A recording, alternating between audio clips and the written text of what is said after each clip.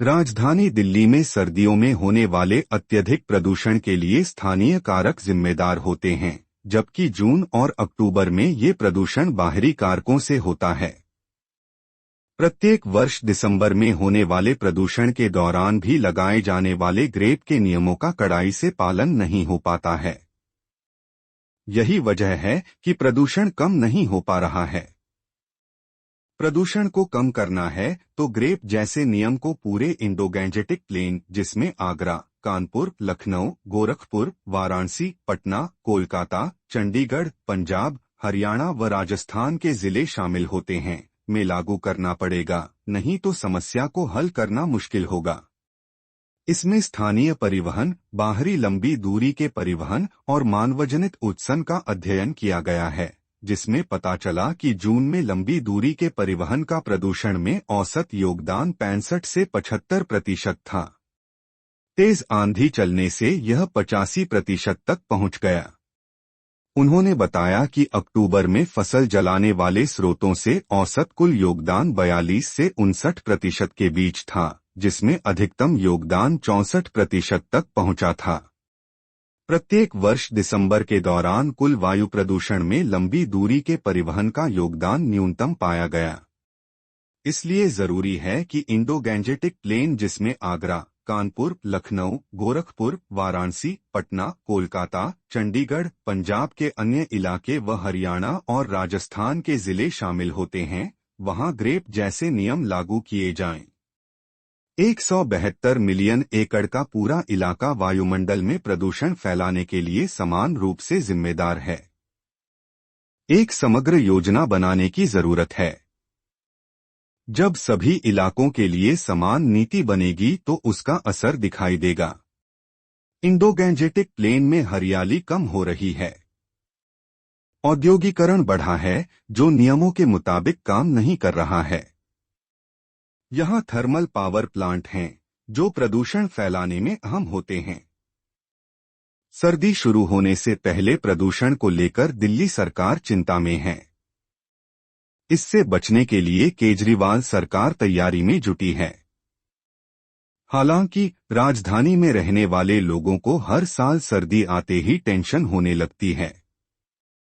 Delhi air pollution, क्योंकि प्रदूषण से बचने के लिए दिल्ली सरकार नए नए तरीके अपनाती है, ताकि दिल्ली की जनता को कम से कम परेशानी का सामना करना पड़े। लेकिन इससे जनता को परेशानी भी झेलनी पड़ती है। आइए आज हम आपको इस लेख में बताएंगे कि आखिर विंटर एक्शन प्लान क्या होता है और इसे लागू करने से क्या क्या परेशानी व फायदा होता है।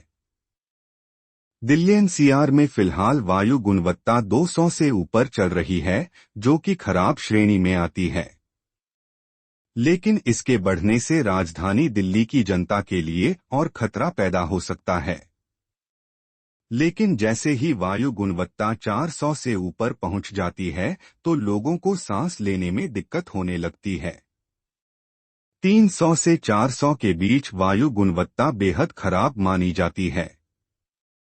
वहीं वायु गुणवत्ता 400 से ऊपर होने के बाद बेहद गंभीर स्थिति हो जाती है। दिल्ली एक्यूआई, दिल्ली सरकार ने प्रदूषण को कम करने की तैयारी शुरू कर दी है। प्रदूषण से लड़ने के लिए सरकार दिल्ली की जनता को जागरूक कर रही है। पहली स्टेज में खराब वायु गुणवत्ता एक्यूआई 201 से 300 होने पर अधिक पुराने डीजल पेट्रोल वाहनों पर नियमों का सख्त पालन कराना। दूसरी स्टेज में बहुत खराब वायु गुणवत्ता एक्यूआई 301 से 400 पहुंचने पर प्रदूषण हॉटस्पॉट में केंद्रित कार्रवाई की जाती है। तीसरी स्टेज में गंभीर वायु गुणवत्ता एक्यूआई 401 से 450 पर कुछ जिलों में विशिष्ट वाहनों पर प्रतिबंध लगाया जाता है। वहीं स्कूलों में छोटे छात्रों के लिए ऑनलाइन पढ़ाई की व्यवस्था शुरू कराई जाती है। चौथी स्टेज में गंभीर से अधिक वायु गुणवत्ता एक्यूआई 450 पहुंचने पर दिल्ली के बाहर से आने वाले वाहनों प्रतिबंध लगाया जाता है। शैक्षणिक संस्थानों और गैरजरूरी व्यवसायों के बंद होने की संभावना होती है। सर्दी के दौरान तापमान गिरता है।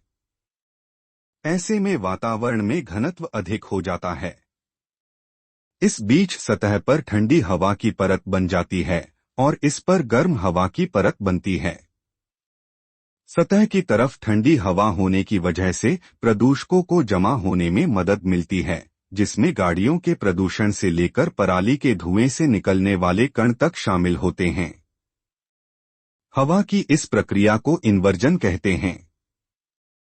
कृत्रिम बारिश से दिल्ली में प्रदूषण को पूरी तरह से रोका नहीं जा सकता।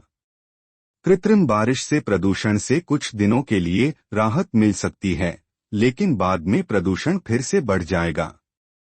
कृत्रिम बारिश के लिए बादलों का होना जरूरी है, लेकिन सर्दियों में बादलों की कमी रहती है। कृत्रिम बारिश के दौरान अगर तेज हवा चले तो केमिकल दिल्ली की जगह किसी और जगह बारिश करा सकते हैं। कृत्रिम बारिश से प्रदूषण कम करने के लिए बादलों और हवा के मूवमेंट की सटीक गणना करना जरूरी है। विशेषज्ञों का कहना है कि कृत्रिम बारिश से प्रदूषण खत्म नहीं होता। बारिश के साथ हवा भी चलना बहुत जरूरी है। दिल्ली में बढ़ते प्रदूषण के मुख्य कारणों में से लगातार बढ़ती गाड़ियों की संख्या, निर्माण, 24 घंटे जलने वाले कचरे के पहाड़, एयर कंडीशन, थर्मल प्लांट्स से लेकर डीजल इंजन तक हैं।